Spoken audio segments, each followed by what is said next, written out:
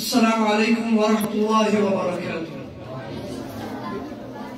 نحمده ونصلي على رسوله الكريم. أما بعد، فأعوذ بالله من السميع العليم من الشيطان الرجيم. بسم الله الرحمن الرحيم. ألف لام را كتاب أنزلناه إليك لتخرج الناس من الظلمات إلى النور بإذن ربهم إلى صراط العزيز الحميد.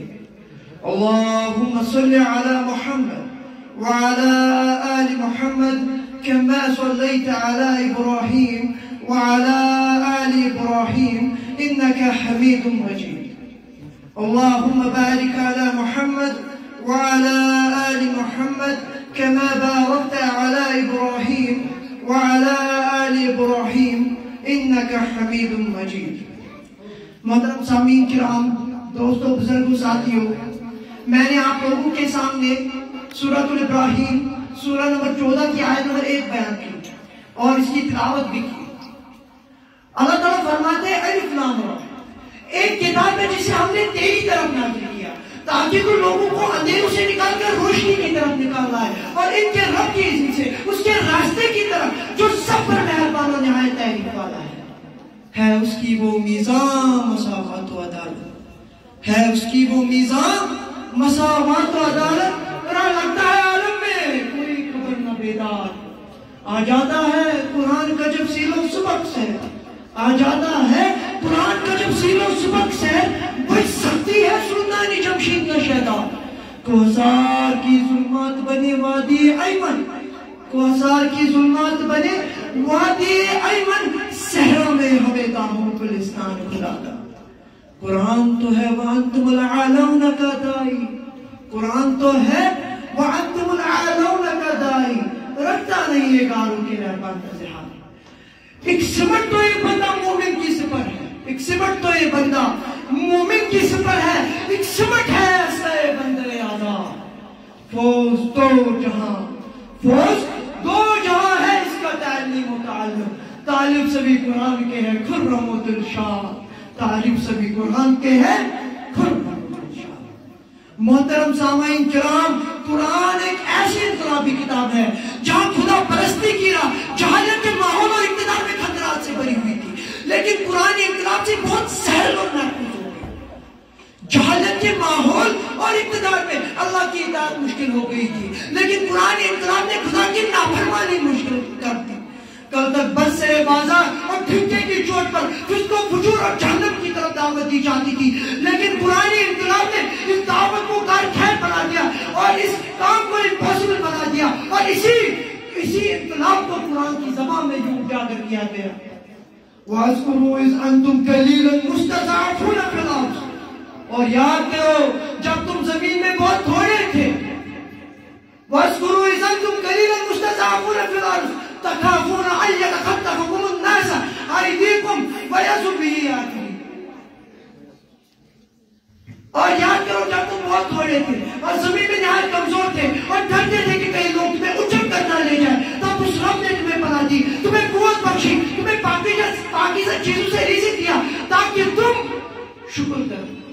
تاجدار مدینہ، سردار کائنات، خاتم النبی جناب محمد رسول نے اس انقلابی حیثیت کو یوں اجاگر کیا، قال ان اللہ یرفع بہذا الکتاب اقواما ویضع بہ آخرین۔ اللہ تعالیٰ اس کتاب کے ذریعے بہت سے لوگوں کو اٹھا بھی سکتا ہے اور اسی کتاب کے ذریعے بہت سے لوگوں کو گرا بھی سکتا ہے۔ بقول شاعر کتاب ہدا میں وہ تاثیر دیکھی، یارو کتاب ہدا میں وہ تاثیر دیکھی، بدلتی ہزاروں کی تقدیر دیکھی۔ محترم سامعین کرام، قرآن ایک ایسی انقلابی کتاب ہے، قرآن ایک ایسی انقلابی کتاب ہے کہ جس کے عجائب و غرائب ختم ہونے کو نہیں آتے، جس کی تازگی میں کبھی کوئی فرق نہیں آتا، اور جو اس نے انسانیت میں نئی زندگی پیدا کر دی، انسانیت کے بہت سکھائے جو خام اشیاء کی شکل میں بڑے بڑے ضائع ہو رہے تھے اور جن کی افادیت اور مصرف کی کسی کو خبر نہ تھی، اس قرآن نے ان کی زندگی کا رخ بدل دیا، دی ہوئی صلاحیتیں ابھار دی، اندرونی استعدادیں اجاگر کر دی۔ گویا کہ انسان ایک بے جان پتھر تھا، اب وہ چیتا چاہتا انسان بن گیا۔ پہلے نابینا تھا جس کو خود راستے کا پتہ نہیں ہے، وہ تمام دنیا، پوری دنیا کا رہبر ہو گیا۔ حضرات او من كان ميتا فاحييناه وجعلناه له نورا يمشي به في الناس كمن مثله في ظلمات لعلكم ليس بخارج منها. اور کیا وہ شخص جو مردہ تھا پھر ہم نے اسے زندہ کیا اور اس کے لیے ایک ایسی روشنی بنا دی جس کے خاطر وہ لوگوں میں چلتا پھرتا رہا. اس شخص کی طرح ہے جو اندھیروں میں ہے اور ان اندھیروں کی صورت میں کبھی نکلنے والا نہیں. غرض یہ کہ یہ انقلابی کتاب یہاں بھی ثابت ہوئی, یہ معاشرے کے انداز میں ایک انقلابی کتاب ثابت ہوئی ہے. حضرات اس آسمانی کتاب کے بدولت عرب کی تباہ شدہ قوم میں ایک ایسا انقلاب برپا ہوا کہ جزیرۃ العرب نے تھوڑے عرصے میں ایک عظیم و شان شخصیتیں دیکھی جو عجوبہ روزگار اور دنیا کی تاریخ میں یادگار ہے. وہ عمر ابن خطاب رضی اللہ تعالیٰ اسلام سے قبول اسلام میں کبھی کوئی بڑی کامیابی حاصل نہ تھی کہ اچانک عمر رضی اللہ تعالیٰ عنہ آ کر اٹھتے ہیں.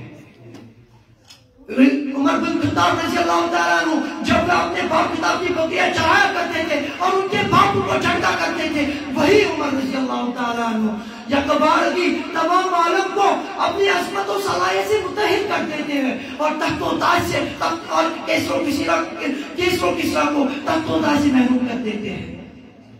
ایک طرف ولید کا فرزند خالد بن ولید رضی اللہ تعالیٰ عنہ اسلام جزیرۃ العرب اور اسلام میں کوئی بڑی کامیابی حاصل نہ تھی کہ یہ خدائی تلوار اچانک سیف من سیوف اللہ, the sword from the swords of Allah subhanahu wa ta'ala, یہ خدائی تلوار روح پہ بجلی بن کے گرتی ہے اور تاریخ کے دونوں طرف میں اپنے تذکرے چھوڑ جاتی ہے. He conquered ایران کو فتح کیا, He conquered ایران کو فتح کیا, He crushed the super powers of his time, اپنے سب سے بڑی سلطنتوں کو اس نے دبوچ دیا.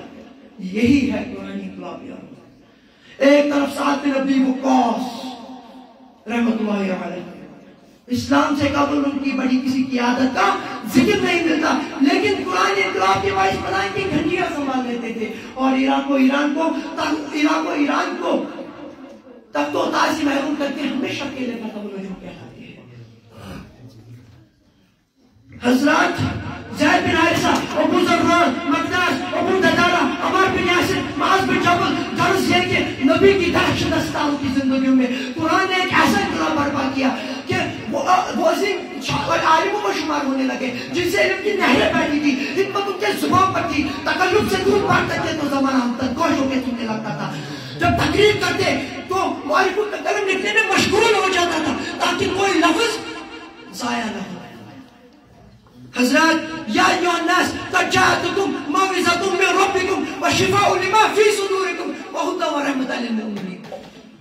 اے لوگوں, بے شک تمہارے پاس تمہارے رب کی طرف سے ایک عظیم نصیحت ہے. اللہ تعالیٰ قرآن شریف میں فرماتے ہیں بے شک تمہارے پاس تمہارے رب کی طرف سے ایک عظیم نصیحت ہے اور اس کے لیے سراسر شفا جو سینوں میں ہے اور ایمان والوں کے لیے سراسر ہدایت اور رحمت ہے.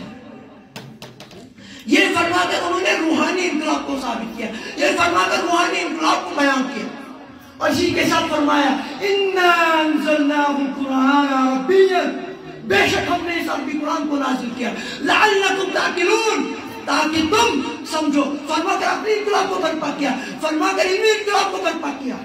اسی کے ساتھ کہتے ہیں فِيهَا يُفْرَقُ كُلُّ أَمْرٍ حَكِيمٍ, اسی میں ہر محکمہ کام کا فیصلہ کیا جائے گا. یعنی کہ حکومت وہ کرے جو قرآن و قوانین جانتے ہو, جو قرآن و سنت کے قوانین جانتے ہو, جو قرآن جانتے ہو. اور یہ کہہ کر معلوماتی انقلاب کو برپا کیا اور اسی کے ساتھ کہا یہدی الی الرشد فآمنا بہ ولن نشرک بربنا احدا, اور وہ جو سیدھے راستے کی طرف لے جائے ہم اس پہ ایمان لائے اور ہم اپنے رب کے ساتھ کسی کو بھی شریک نہیں ٹھہرائیں گے. فرما کر کہا الرحمن, اس بے حد رحم والے نے, علم القرآن, یہ قرآن سکھایا, خلق الانسان, انسان کو پیدا کیا, علمہ البیان, اور سے بات کرنا سکھایا. یہ کہا کہ اس آیت مبارکہ سے انہوں نے جو ہے علمی انقلاب کو برپا کیا. فرما کرتا ہے وَاعْتَصِمُوا بِحَبْلِ اللَّهِ جَمِيعًا وَلَا تَفْرَقُوا فِيهِ, اور سب مل کر اللہ کی رسی کو مضبوطی سے پکڑ لو, اللہ کی رسی کو, اللہ کے راستے کو مضبوطی سے پکڑ لو. اور جدا جدا نہ ہو جاؤ، یہ کہہ کر معاشرتی انقلاب کو برپا کیا۔ حضرات وہ بقول شاعر نظیر اس کی نہیں ملتی، نظر میں فکر کر دیکھا بڑا کیونکہ نہ ہو یکتا تمام پاک رحمان ہے، جمال حسن قرآن روح جہاں ہر مسلمان ہے۔ کمن ہے چاند اوروں کا یارو، کمن ہے چاند اوروں کا، ہمارا چاند قرآن ہے۔ محترم سامعین کرام، معجزہ عالم اسلام کو درپیش تمام مسائل قرآن کو چھوڑ دینا ہے، تو تمام مسائل کا سبب قرآن کو چھوڑ دینا ہے۔ آج ہم نے قرآن کو پشت ڈال دیا تو ذلت و رسوائی ہمارا مقدر بن جائے گی، اور آج بھی اگر ہم اس قرآن کی قوانین کو اپنے اوپر لاگو کریں تو ہم دنیا میں رفت و بلندیاں حاصل کر سکتے ہیں۔ اور تو اگر آج بھی ہم قرآن کو اپنے اوپر لاگو کریں اور قرآن کو اپنا دستور حیات بنا لیں تو مسلمان کا بچہ یہ اعلان کرے گا، دیار مغرب میں رہنے والوں، خدا کی بستی دکان نہیں ہے، کھانا جسے تم سمجھ رہے ہو وہ افسری کا معیار ہوگا۔ تیری تہذیب اپنے کھنجر سے آگ کی خودکشی کر گئی، جو شاہ کے ناسوں پہ آشیانہ بنے گا نہ پائیدار ہوگا نہ پائیدار ہوگا۔ السلام علیکم ورحمۃ اللہ وبرکاتہ۔ ماشاءاللہ۔